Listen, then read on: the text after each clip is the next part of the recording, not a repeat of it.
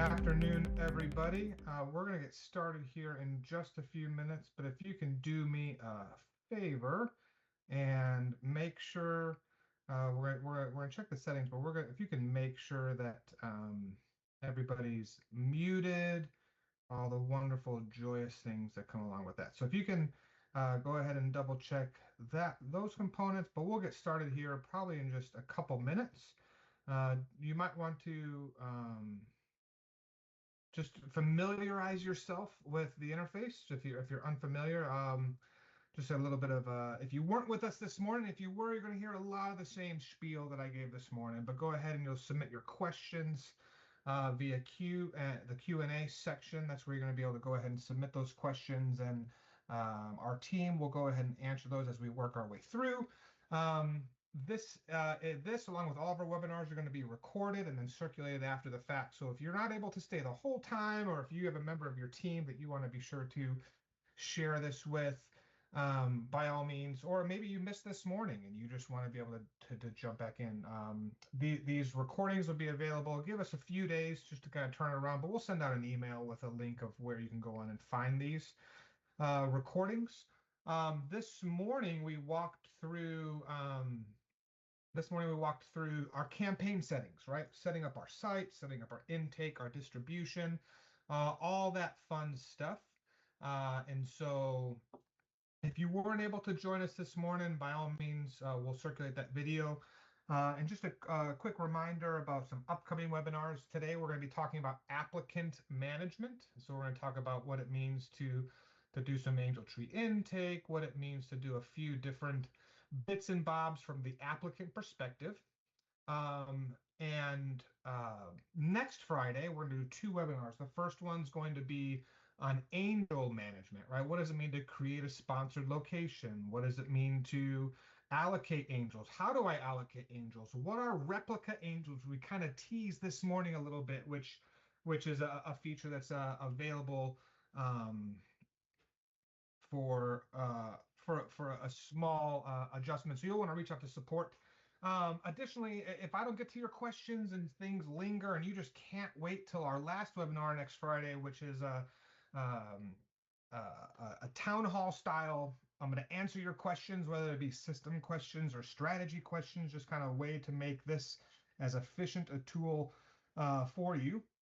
Now, that'll happen next week. But if you can't wait that long, I fully understand, because you are just eager. If you're in Dallas and it's 104 degrees and it just feels like Christmas to you and you want to lean into all things Christmas, send us that email to support@tsam.org, and our team will reply and answer those questions as quickly as we can. So we're really excited. Last year we had just over 950 different Angel Tree campaigns across the United States. This Angel Tree system is utilized in Romania. And so we're just really excited about what the system is and what it's able to do. And so we're going to kind of jump in here kind of right off the bat. And let me share my screen. I think we've got, just to remind, I'm going to go ahead and we'll try to manage some of these things here a bit. But if you can make sure if you hop on that you're muted, the good old webinar virtual meeting etiquette, that would be great. But we can help you out with that if we forget, and that's okay. So we're going to go ahead and get started. I want to make sure you should be able to see my screen now. We've been working through the Paris location. Just a little bit of a quick reminder. You'll see a little red tab in the corner. That's just because our trainings happen in our development and testing and training environment. So that's just a way to signal that we're in that environment. So by all means, if you don't see a little red tab on your system, that is entirely anticipated and understood, right? So we're going to jump in. We talked this morning about the intake methods. And while there might be different flavors of these, ultimately there's two versions. There's the online version, which we'll talk a little bit about just in terms of how you access the system. And then you have in-person intake. Ooh, I apologize about that. I clicked the wrong button on my computer. And so when we go in, in-person intake. So that is what we're going to look at here first. And so if you utilize in-person intake, you're going to have someone that's going to look at a screen like this, and they're going to come in and they are going to start to do intake. Now, to do in-person intake, I'm just going to start the process. We're not going to go all the way through an application because once we get started, it really is self-explanatory. And more often than not, most of you are going to do like 1 or 2 test applications because you can go ahead and delete those kind of right after the fact or decline them or whatever's easiest. So if you are doing an in-person intake, you'll go under applicants and you'll click new applicant. Now at this point, you're going to choose which type of applicant flow you're going to follow. If you recall from this morning, there are 3 different application flows, 2 of which are available from the administrative interface. The family applicant intake, which is going to be your what I would say your standard intake, and then your special care applicant intake. We're not going to go into special care applicant intake right now because again, it's very straightforward and we're kind of limited on time. I try really hard to keep it right to an hour.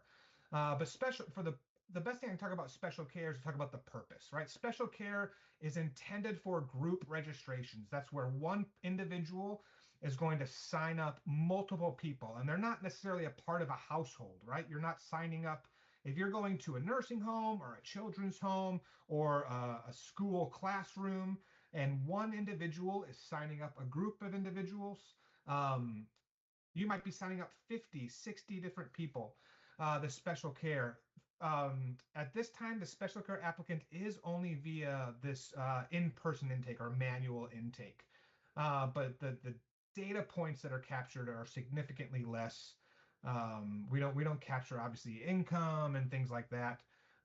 So they're able to go through and capture those information. But that's a special care, which we're not going to talk about too much more than that. Obviously, we'll answer questions if you have any, but we'll go ahead and get squared away. So when you're ready to, most often you'll select family applicant intake, and then you're going to choose your intake site. Now, in this case, we're going to choose just the Paris Core and move forward. At this point, you do only through the in-person intake have the ability to search the system for past records. So if I go in and search for my name, I just search my first and last name, not my date of birth, which is in a few weeks if anybody wants to send me a birthday gift. You'll click search and it's going to bring back, because this is our development, obviously I've been using myself quite a few times. It's going to bring back all the instances in which those 2 names occur. So in this case, there's a few from Texas Divisional Headquarters. There's a few from Florida outside. Again, this is our test environment and it's looking across the board. So it's not just looking at your campaign.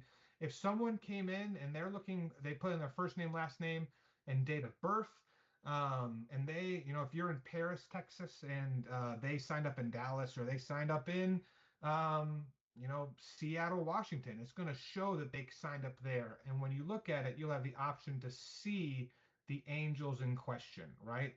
You can click this little button. You may not know this, but in TSAM, anything that's blue is clickable. And you can just click on it and say, hey, if they're sitting across from you, you can say, hey, Jeff, do you have a kid named John? Maybe he's about 10 years old. And he would say, no, I don't know anyone named John.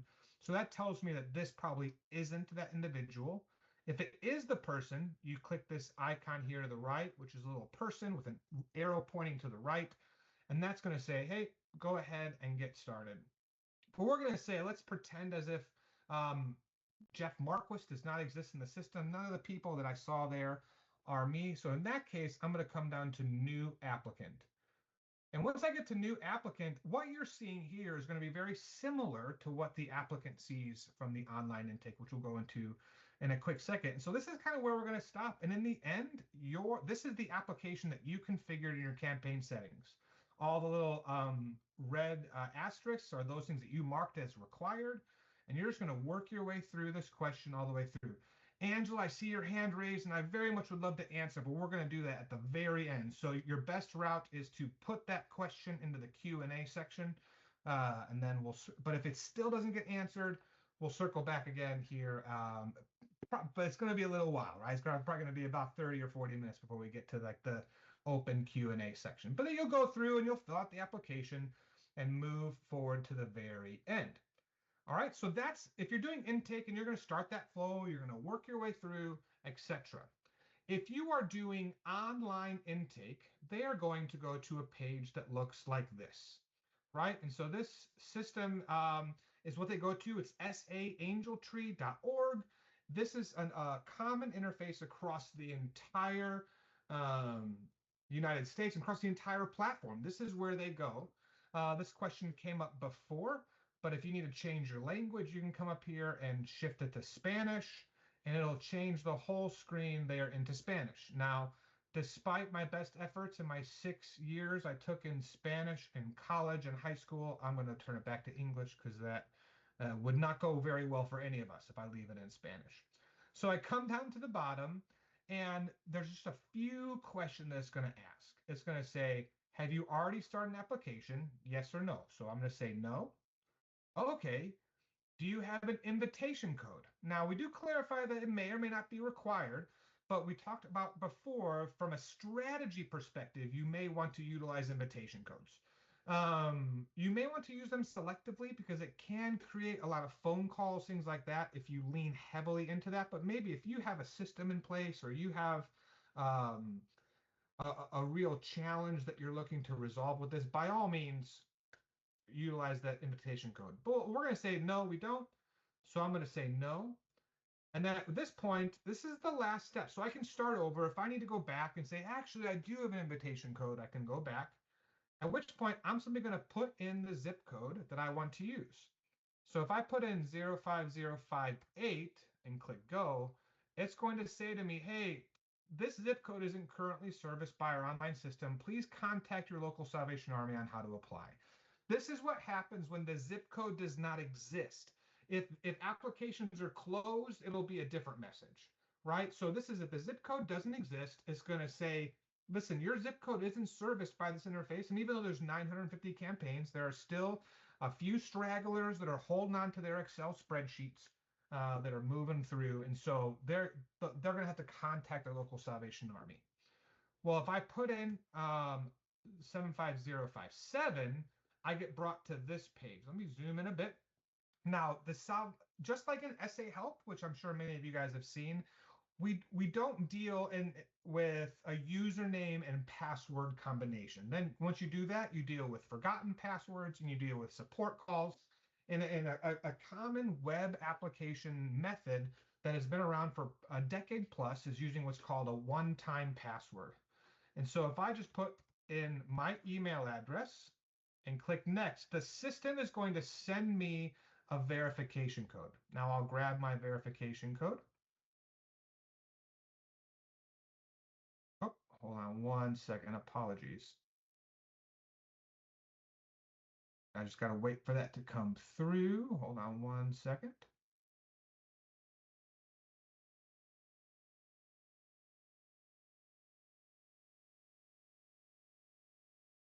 Apologies.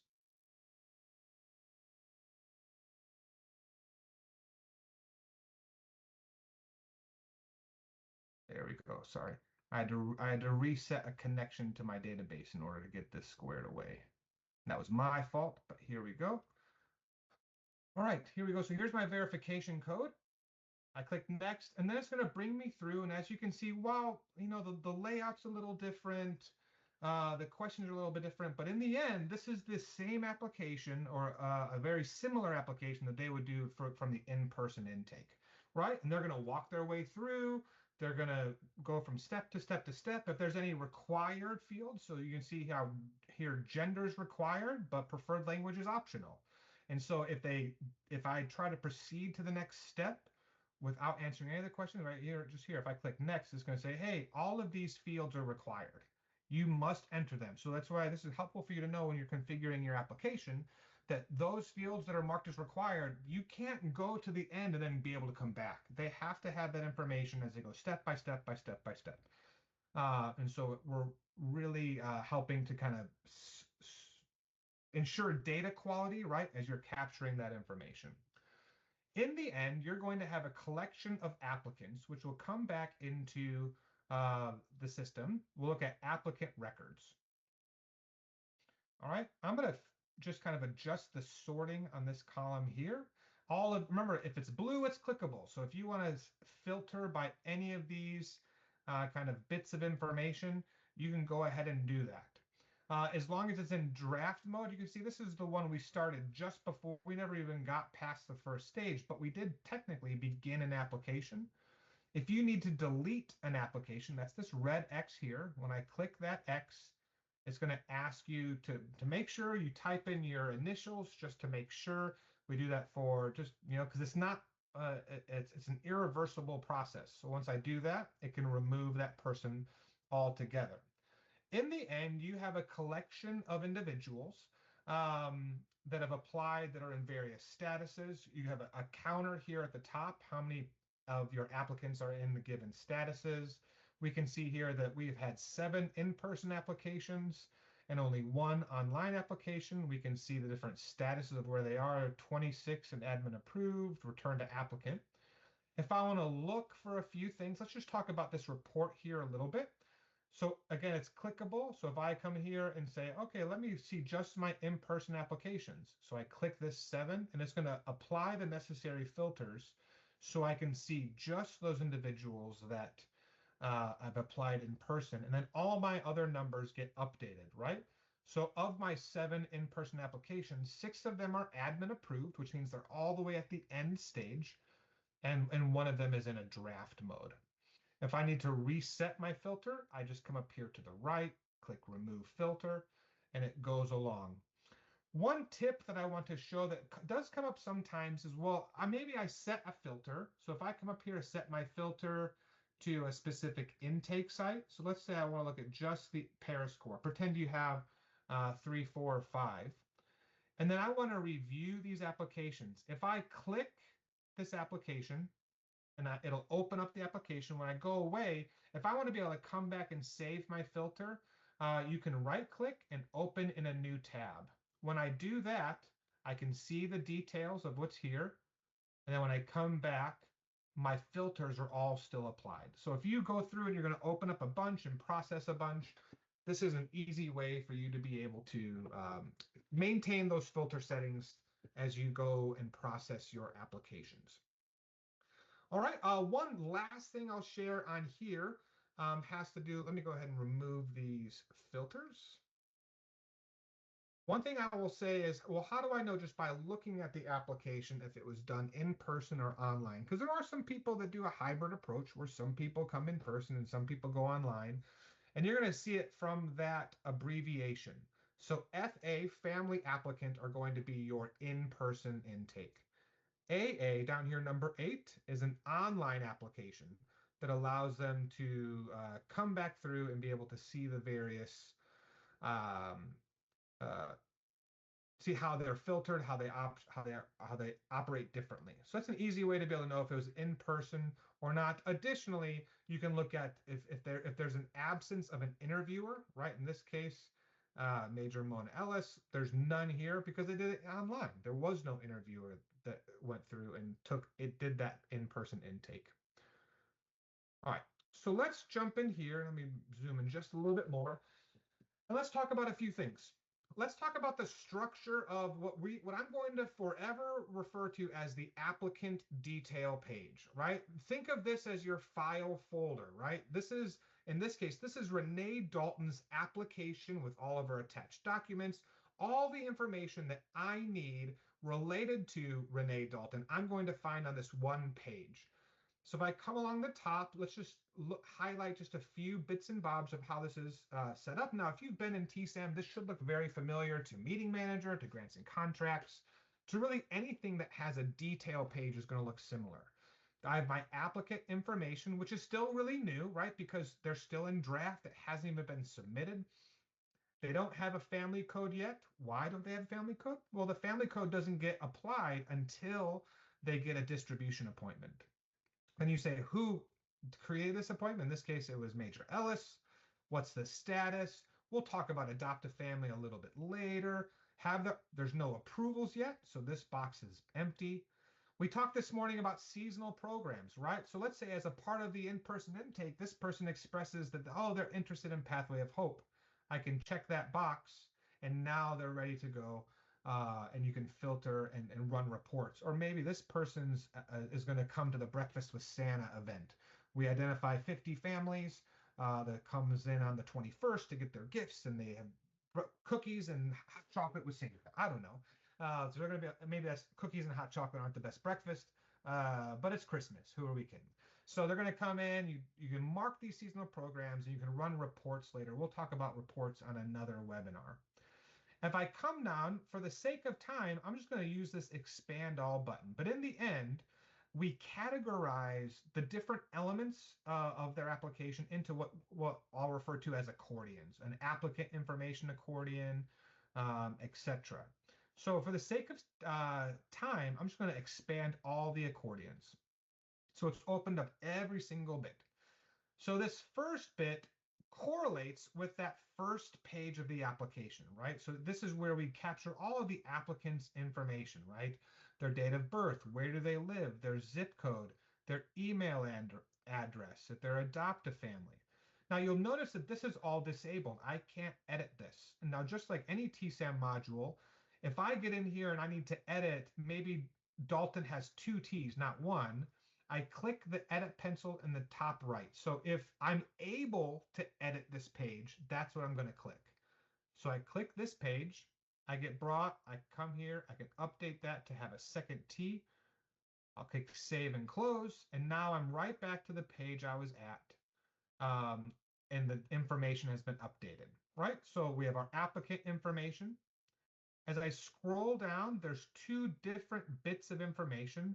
There's a household member who are not qualified angels. Then there's those who are angels. Now, even though the system has 2 different accordions here, if I click either of these edit pencils, it's going to bring me to the interface that they would have seen. So let's say we're going to go in and let's say Renee Dalton has her sister living with her. So we'll say Susan Dalton with 2 T's. And they were born, I'm just going to go, they were born in 1994, right? August 4, ooh, almost their birthday, right? So when I click next, the system is going to look to see, is this person eligible for Angel Tree? And you can see it says that they aren't, so it just automatically populated only those fields that is for your non-angel household member. So what's the relationship? We're going to call it sister. And we'll fill in some of their information. Identification, that's an optional field, hence there's no accordion, there's no asterisk. Now I'll click save. And so now you can see it categorizes the 2. We have Susan Dalton husband, or sorry, Susan Dalton's sister, and John Dalton husband, who are household members not registered to receive angel gifts. If I want, let's say if Susan has a little boy named Timmy Dalton with 2 T's. Now, Timmy was born in 2021. When I click next, it says, hey, Timmy's eligible to receive angel. Do you want to register then? Yes or no. If I click yes, you can see here, I now get all of the additional fields that are related to angels, right? So that's how the system will identify. Now, they can say no. And so Timmy Dalton, if I say no, they're not registered to receive angels because maybe they're not going to be here on Christmas, they're moving out at the end of the month, they would show up under this section at the top because you said that they're not going to receive gifts. If I don't want to add them, I'll click cancel.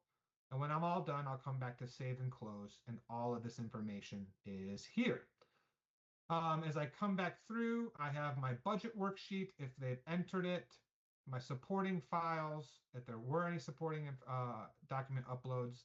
Then we have schedule applicant pickup.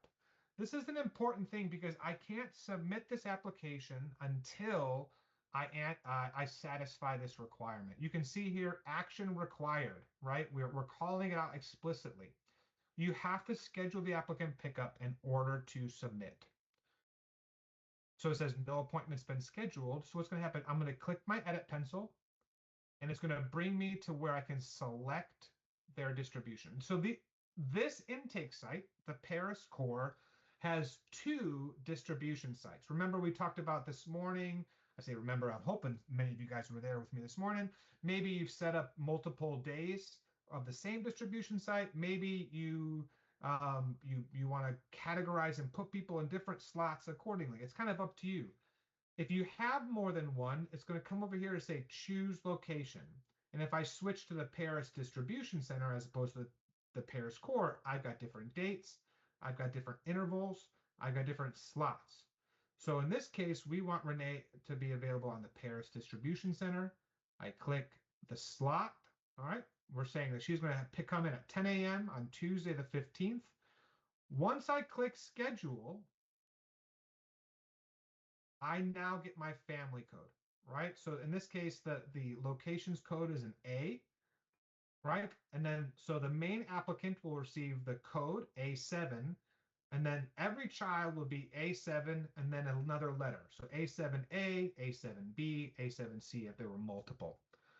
Once I'm done, I'm brought back. And so now you can see here at the top, we have the family code, we have the distribution center, we have what date and time. And because that's there, I'm now ready to submit.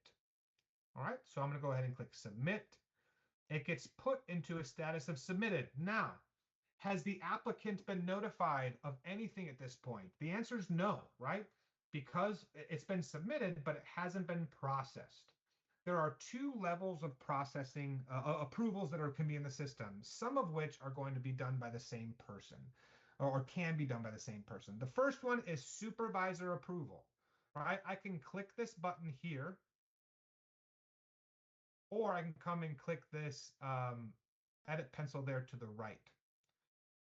You also have a few other options. So if I'm going to decline this individual, when I click decline, it's going to ask me to enter the decline reason. Now, if they're an online applicant, you would have received an email, and I'll show you how we can do that here in a little bit.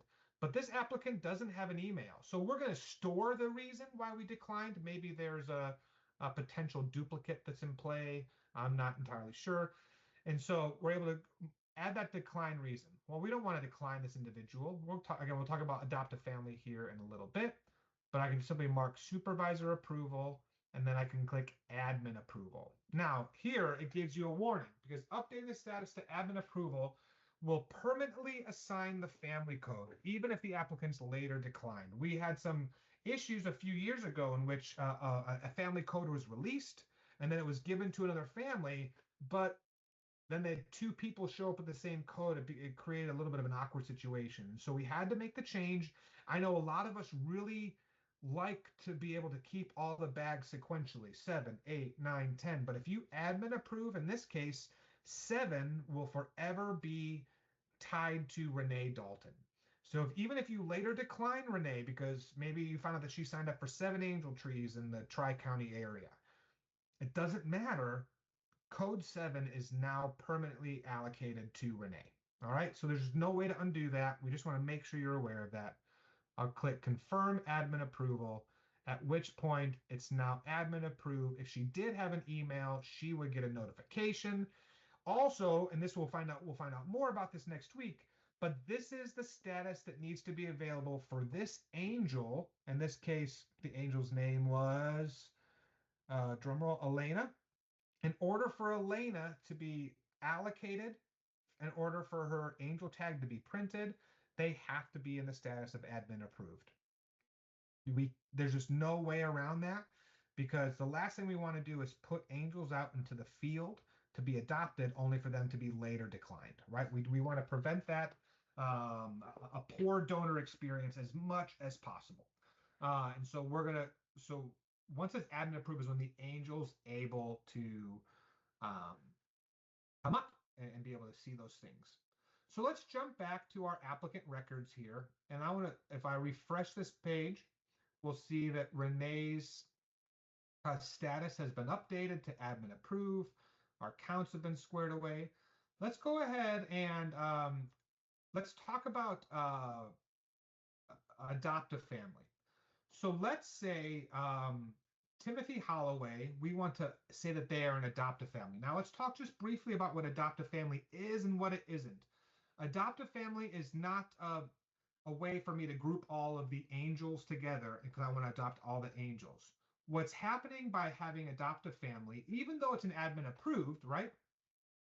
What's going to happen when I click adopt a family, the adopt a family returns the applicant to this person, in this case, Timothy, and asks for needs and wishes of all family members, not just the angel, right? And so then they're going to be coming in and moving forward. All of their statuses will have this adoptive family.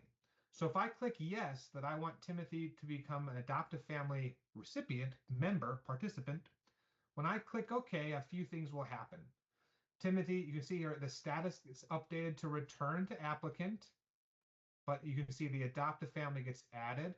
Additionally, there's an adoptive family option here to where I can allocate a donor. All adoptive family donors are manually applied. There's not an online interface when someone can go in and say, let me adopt a family, and we go through there. Typically what we've seen, and again, this was built for a specific instance, but what we've seen is that these are often done by the development department in close relations with some of our deeper donors. And so they lean into that, and I'm able to capture and log my existing donor or add a new donor should that be necessary. So if I come back to my applicant record and look at one that's already completed, we see we have a filter here, so I can filter against families that are adoptive family. But let's look at Daniel Martinez. This is one that's back in admin approved. It's adoptive family. The other thing that's available is, see up here for adoptive families, you have this new adoptive family icon. This is a way for me to go ahead and print in a nice fashion all of the information related to this family. So when I go to print it, it'll actually add a nice header. It has the Angel Tree logo, and it has the barcodes for everyone who has barcodes. So Sophia and Mateo, they don't have barcodes because they're non-angel household members, but the applicant and all the angels have barcodes if you utilize that mechanism. But in the end, this has all the information related to this adoptive family, right? We can see that Daniel needs boots and wishes for a Cubs hat, because who doesn't want a Cubs hat this time of year? And so, right, so we can go ahead and print this out and give this to the donor and make it really easy for them to go and buy gifts and things for this entire family. It's a really easy way to be able to handle those components. So that's the adoptive family path that's in question. All right, so let's go ahead and check a couple other things that you'll want to know. So ultimately, that's the processing of an applicant, right?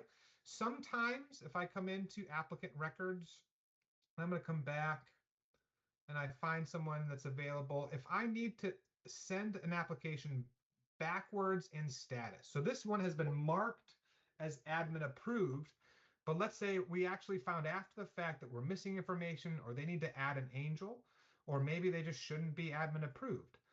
I can come up here to this edit pencil and I can mark them as declined. I can also shift them backwards to be supervisor approved, right? Once I'm there, I can then subsequently decline, right? The system is going to notify Jimbo Fisher. I think he'll be able to buy his own gifts, but who am I? We'll decline, send that information.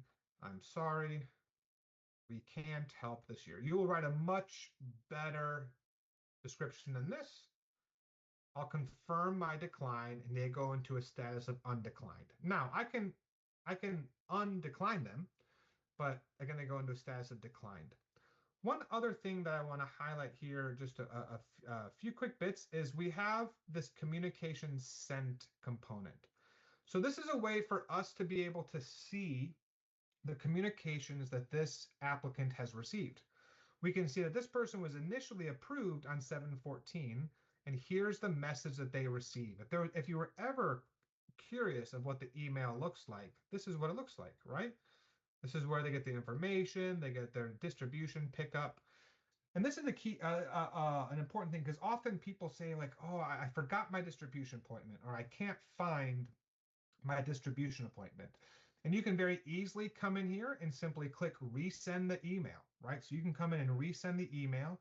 You can also update that email, right? Let's say that maybe they needed to go to someone else.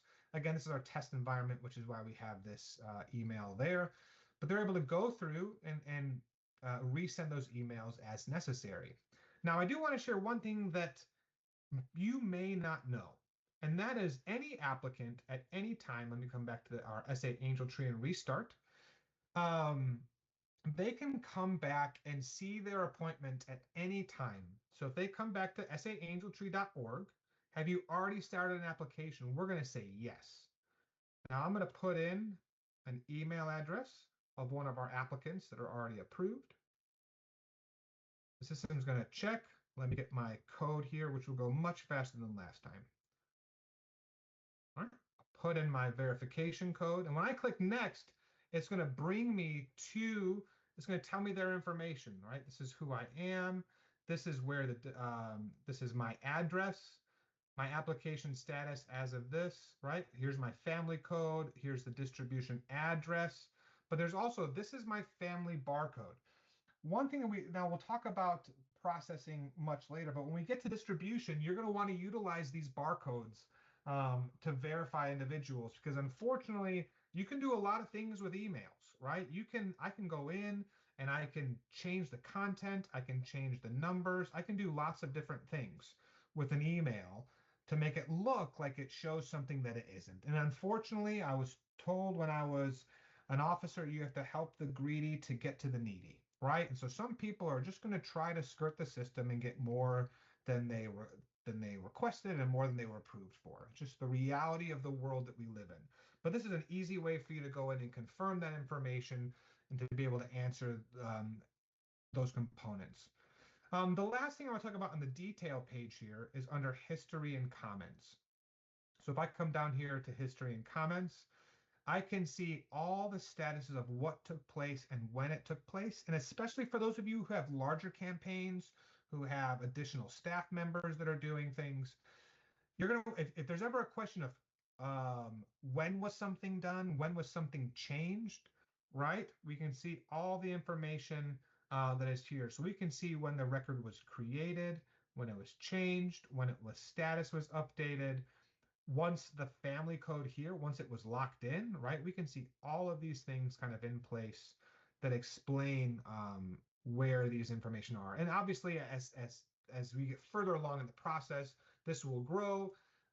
And these here at the top are filters, right? So if I don't want to see when the record was created, I can unselect that and it removes that option from the filter. So if I only ever want to see status changes, I can come and simply unselect everything except for status changes, and then it kind of consolidates it down to a singular, maybe easier to refer to way to view the history and comments and the processing of these applications. In the end, the net effect is you're going to have applicant records that fall into these categories and fall lots of different ways. All right, so I want to highlight just a few other ways to kind of process these. The first of which is to my family approval.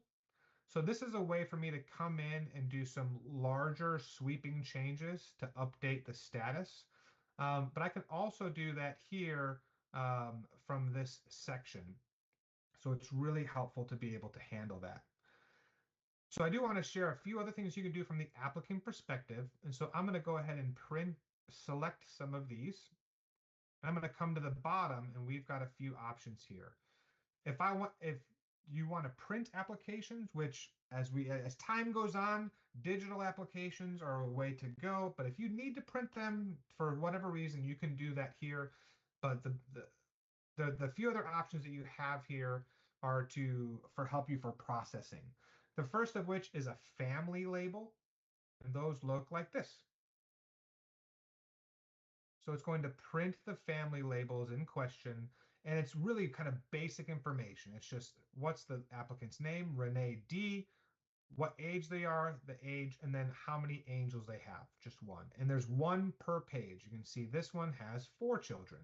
And you work through, and these are your family labels. These often get used to place on the outside of distribution bags, just as a way to kind of make that a bit streamlined to know what's exactly in the bag. Another one is going to be your warehouse labels. Now, your warehouse labels is going to contain more information. It's going to have barcodes. It's going to have all the things that they ask for. It's going to have the various elements that are in place. And so it puts it there. And these are designed to be able to be printed and put on the floor, maybe of your warehouse for the purposes of gathering and answering these information as needed, right? So we're able to go through and kind of handle all of that information. The last thing we have is something that came out just a few years ago, called sticker labels, right? And this is something that was actually designed by the National Cap Area Command. And these are different labels that we want to have printed. So these are pre-formatted to go onto various sized Avery peel and stick. Um, and so if I can look at the sample here easily to be able to see what gets printed. So in this case, it'll print the family, the name, gender, and their age of just the angels. It doesn't include the household members. And then your bag tag is going to be it's just the name, and their family code. It's a way to simply, really, they want to be able to peel and stick it onto those wonderful red bags that get those red bags that get purchased and often get used to consolidate the angels into one family bag. Hopefully you guys are submitting some questions on there. I just want to kind of go through a couple other bits here. The first one is the bulk application update. And this is where I can go on and select multiple applications to process in bulk. I could apply a filter to narrow that down, right? Because I can also come in here and just select the top to select all in line. But based on the ones I select, will dynamically change what I'm able to do, right? So I can delete the applications, I can decline them, I can also update them be distributed or not delivered. What's not delivered, you asked? That is simply a way of saying that this family was admin approved, but they never received their gifts. They never came back. For one reason or another, it's basically the distributed is when it ends in a happy way. Not delivered is when it ends in a not as happy way, right? The toys themselves weren't distributed. So you can update those statuses as opposed to leaving them in admin approved. And this is an easy way for us to decline or delete applications in mass. One of the best use cases for this is often people will I'll lean on North Texas because this is where I live, and this is the core that I go to. But they allow 2 weeks. I think it's 2 weeks. If there's someone from North Texas on here, please, you can keep me straight if you need to. But they allow a certain amount of time for applications to be completed and submitted, because as you can imagine, being in a DFW area, the need is quite high. And so they want to be able to open up slots. Now, if you remember, we said for this fictitious campaign, we're accepting 650 applications.